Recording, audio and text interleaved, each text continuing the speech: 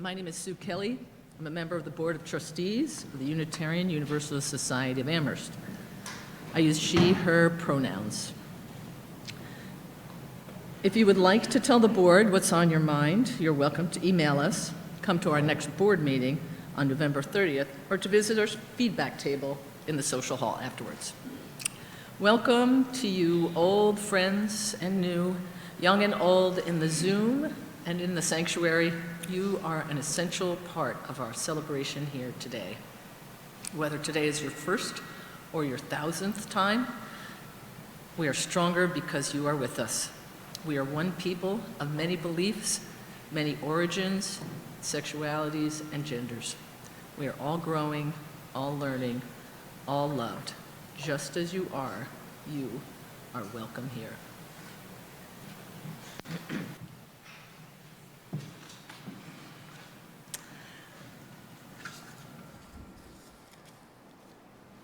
I'm the Reverend Rachael Hayes, minister of the Unitarian Universalist Society of Amherst. I use she, her pronouns. Today we are talking about generosity. In this generous spirit, we ask that the balcony seating area be reserved for those who are wearing masks, and if you need hearing assistance this morning, talk to our tech crew. They will help you out. I call us to worship this morning with these words from the Reverend Laura Horton Ludwig. The wheel of the year has turned again. Once more, the Thanksgiving season has arrived. How shall we sing our song of gratitude now? For what shall we give thanks? For this moment, for our friends near and far, for our breath, for love, for courage and clarity, for strength, for delight, for laughter, for beauty, for the tables round which we gather, for the food we enjoy with friends, seasoned with love and memory, for the sun and moon and stars in the sky, for the trees who have seen so much and still stand proud, stretching themselves to the sky, for the bright voices of children, for the wisdom of elders, for actions that bless the world, for hard work that makes a difference, for music and art and celebration, for generosity, for compassion, for endurance, for joy, for hope. For all these things, we give thanks as we worship together. It might feel eerily quiet this morning. Our religious education students are already downstairs, hard at work on the Solstice Badger, so they're not here to help lead the chalice lighting with me. And if any of the adults who have been learning this chalice lighting in the last week want to help me out, I invite you to come up and do the Unitarian Universalist with me. Any takers? It's okay, I know it. We are Unitarian Universalists with open minds, loving hearts, helping hands, and the glow of generosity.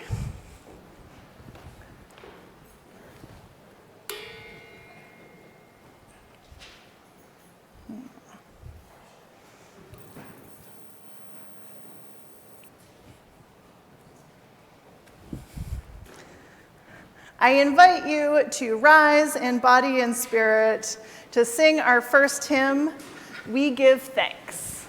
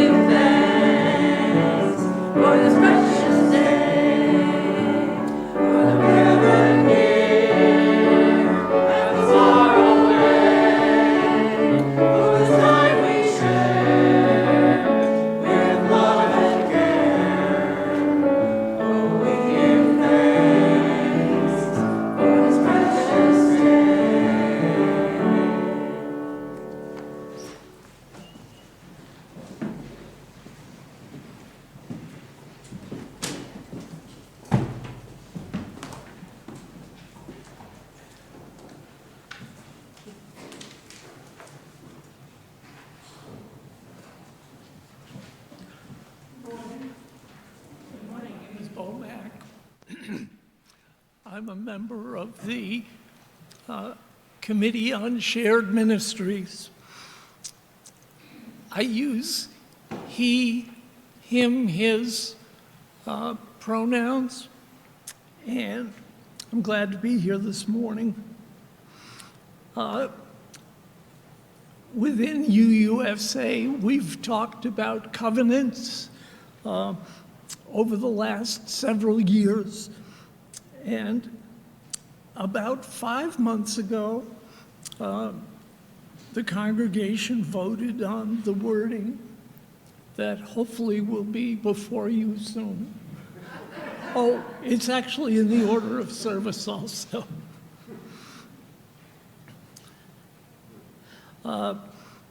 Covenant is an agreement within a group like this congregation about how members relate to one another. It outlines an agreement on how we want to interact. A few ideas about how we might think about covenant and how we can use it in our organization to stay focused on how we relate to each other. First, the congregation's agreement on the words of this covenant are definitely not the end of the process. I would say that that agreement was sort of in the middle of the process. We should be regularly referring to the covenant, both in our thoughts and in our actions. We should discuss our activities as a group by reflecting on how our actions and words support the intent of this covenant. It's really not just the actual words, it's how we stay with them and live with them over time and talk about them. In the spirit of today's service, it's a good idea to focus on the idea of generosity in terms of honoring everyone's worth and dignity.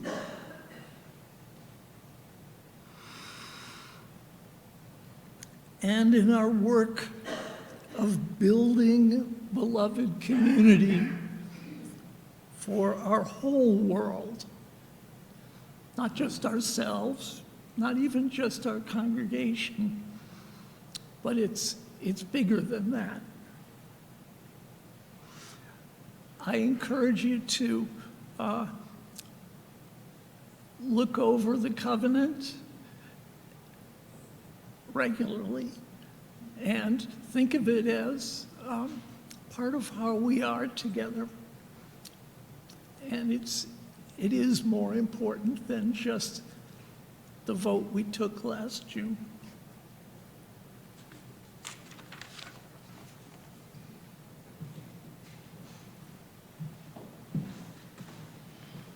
Thank you, Bo.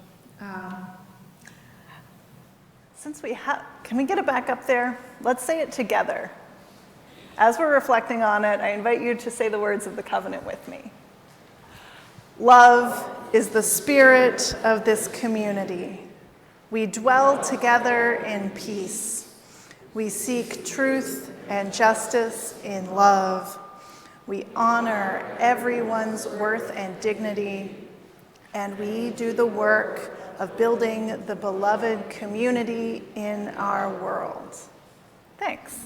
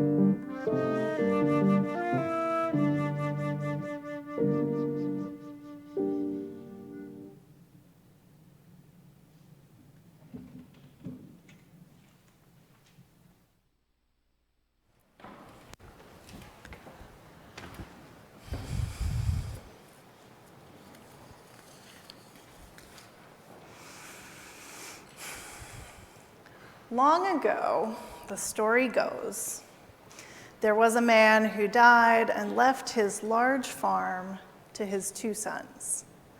One brother was single and worked his portion of the land alone. The other brother had a large family, and his wife and children helped him in the fields. One night after the barley harvest, the first brother lay awake in his bed, thinking of his brother and his large family.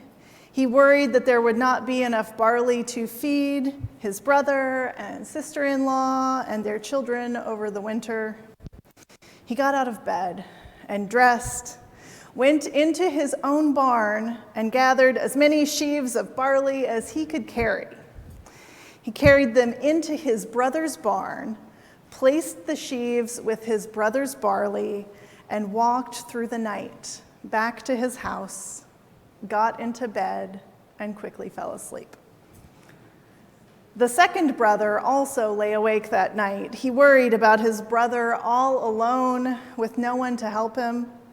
Maybe if he had some more barley, he could sell it at the market and hire a worker to help on his farm. He dressed, careful not to wake his wife, tiptoed out of the house full of sleeping children and into his barn, took all the barley he could carry and carried it into his brother's barn. He returned to his house, got back into bed beside his warm sleeping wife, and fell asleep.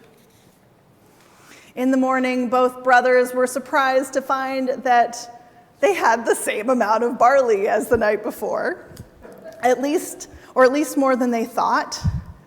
Why not share a little more? So that night, after dark, each brother carried another armload into his brother's barn. The second morning, each was surprised again to find so much barley in his own barn. On the third night, which was a dark night with no moonlight, they were both carrying a third load of barley and ran into each other in the darkness. After the shock of meeting an obstacle in the familiar darkness of the farm where they had lived all their lives, both brothers began to laugh as they understood why the barley never seemed to decrease, put their arms around each other, laughed until they cried, and promised to always take care of one another. Like the barley in this story, this tale has a few possible origins. The version I told you comes indirectly from the Talmud, the central text of Rabbinic Judaism, but it seems closely related to stories told in Muslim and Hindu traditions as well. Farming and generosity are universal themes in human life. Hold that thought. There's a reason we're talking about generosity today, and it's not just Thanksgiving. Within the last month, the Article 2 Study Commission released their final proposed revision of Article 2 of the bylaws of the Unitarian Universalist Association. Not our congregation, but the larger association headquartered in Boston. Last June's General Assembly voted to continue study and also voted to approve some of the amendments presented, and the commission integrated the amendments and made changes based on the delegates' response at General Assembly. Bylaws are not what most of us are looking for when we join religious community. A few are, but you do you. I appreciate the care that goes into the process and the real human connections as the 5 commissioners, their liaisons to the UUA board and staff, and thousands of Unitarian Universalists worked together to articulate what it means to be Unitarian Universalist. They asked what matters, and so much of what they heard was that we come together because of our UU values, which is a thing that was written nowhere. When they asked what those values are, it came down to 7. And let's have that slide of yes, that one. Interdependence, equity, transformation, pluralism, generosity, and justice, with love at the center. Of course, the values are only part of Article 2. It also includes our purposes, inspirations, and inclusion and freedom of belief statements. You can find the full text on the UUA website, and congregations are welcome to submit amendments until February 1st.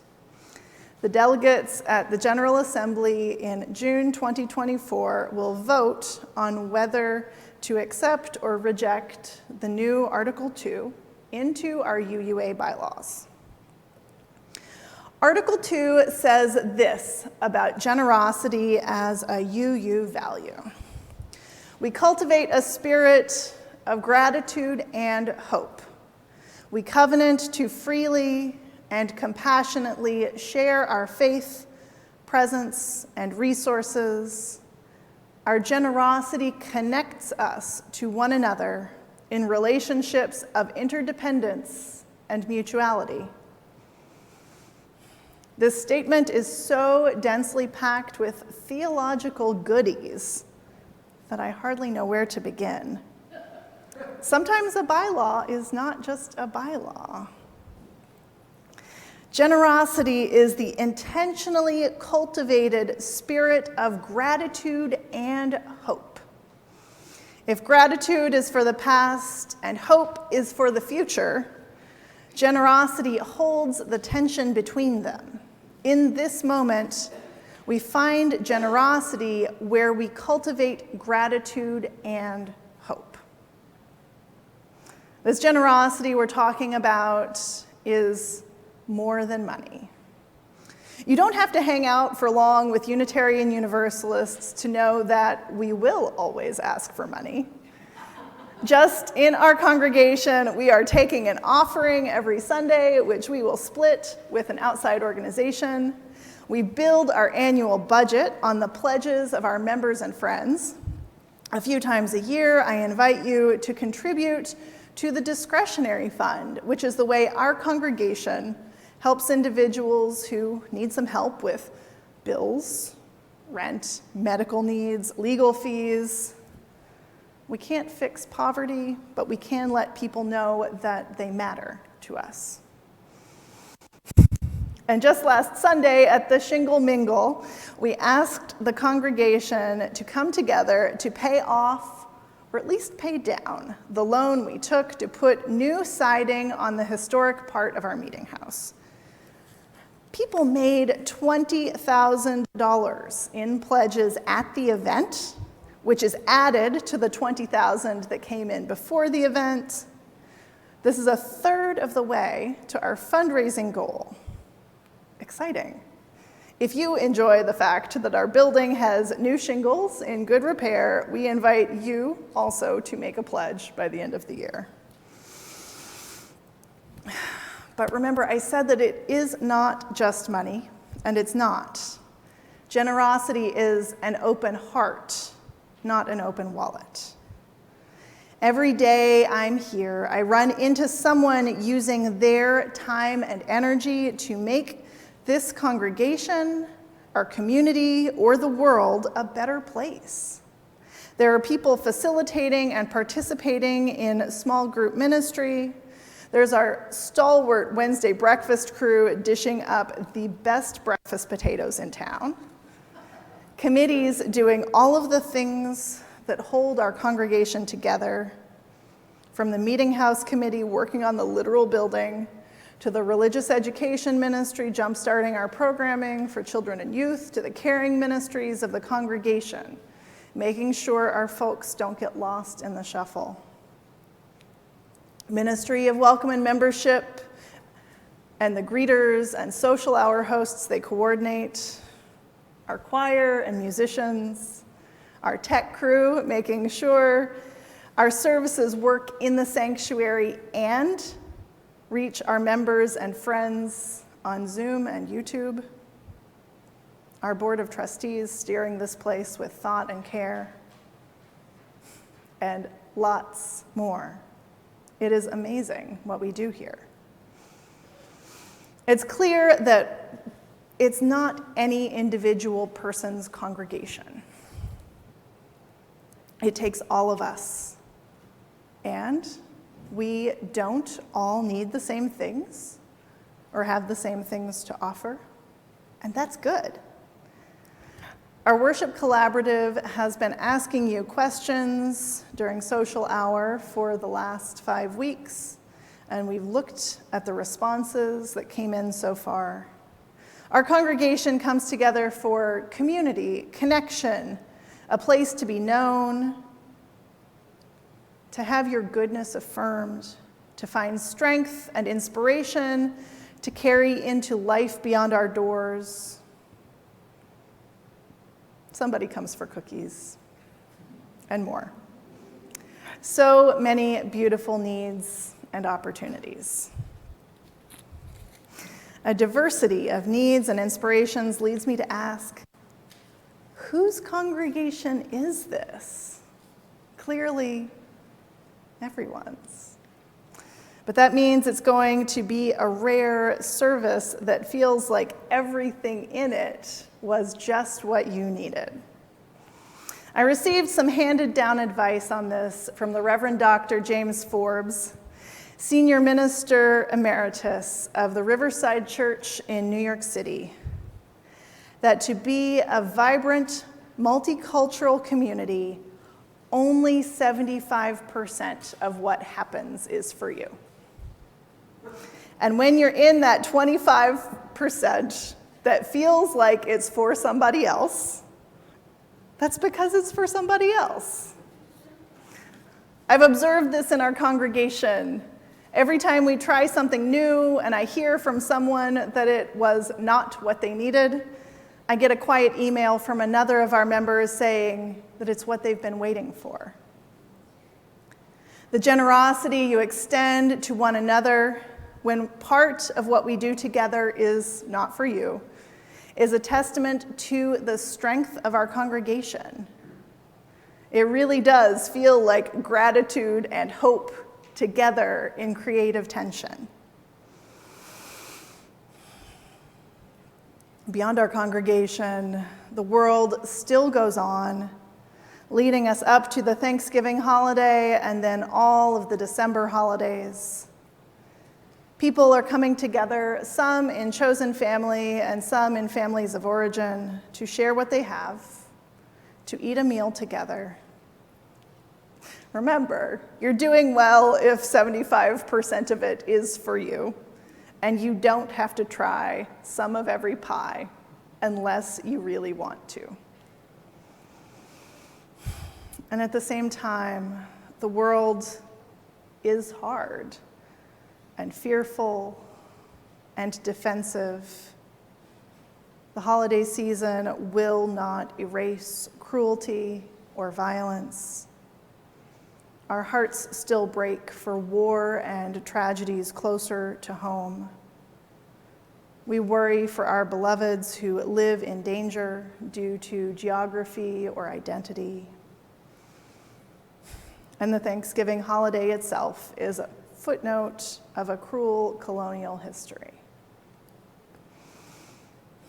Anyone who has ever been to a complicated family dinner knows that Thanksgiving doesn't fix everything. Gratitude for what has been is not enough to build a future. But I wonder if we can make a little magic here. If we truly open our hearts to be present to one another, if we can be so generous, if we can cultivate gratitude for whatever there is to be thankful for, might we find that gratitude and generosity are our way back into hope. Hope is tricky, it's costly.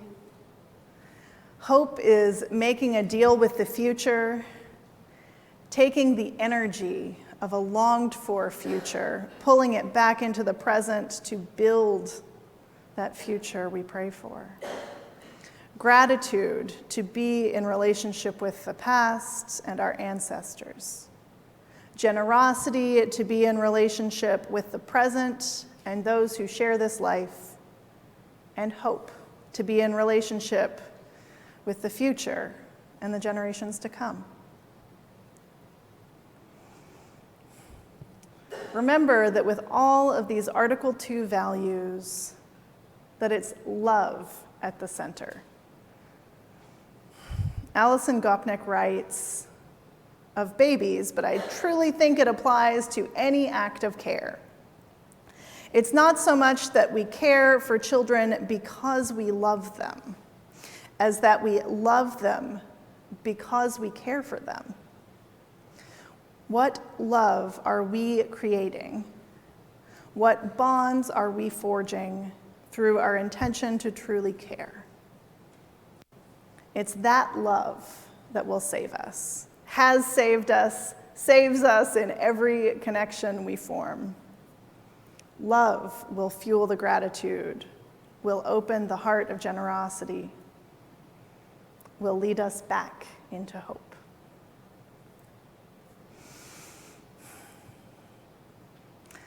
I invite you to rise in body and spirit, to sing Let All the Beauty We Have Known, which is going to be on the slide. And I realized that I forgot to put out hymnals. So if you like a hymnal, they are in the closet and we can get them out.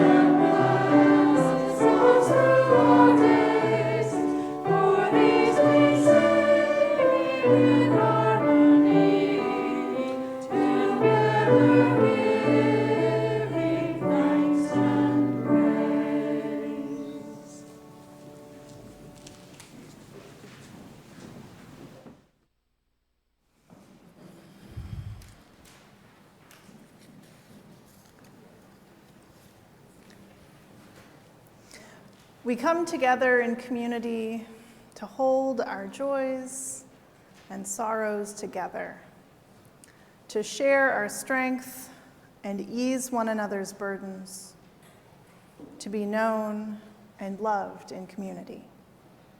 I invite you to come forward and light candles for your joys and sorrows, and if you choose to speak your joy or sorrow briefly into the microphone, which we'll begin with our in-person attendees, and then I'll invite those attending by Zoom to share your joys and sorrows as well. And I'll light candles in the sanctuary for you. Please remain seated for our meditation hymn, Blessed Spirit of My Life.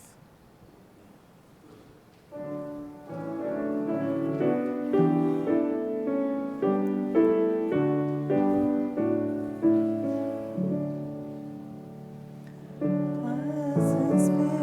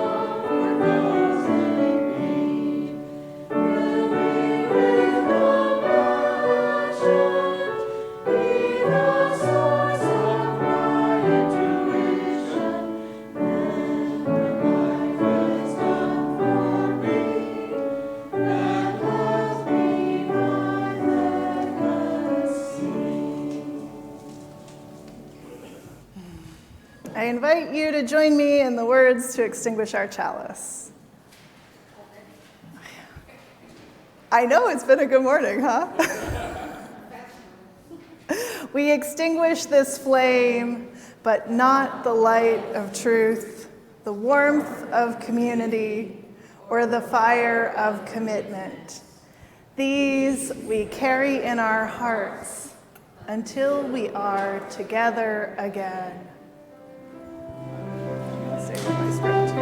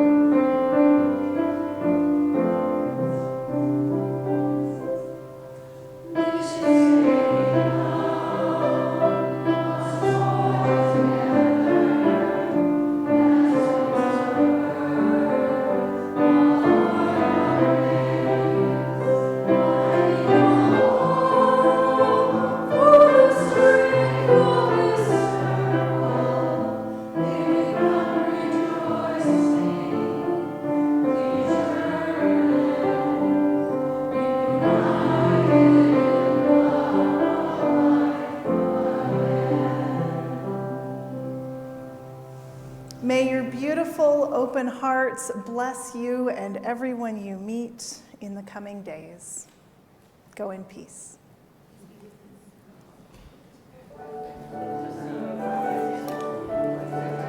Thank you so much. Thank you for having me. Yeah.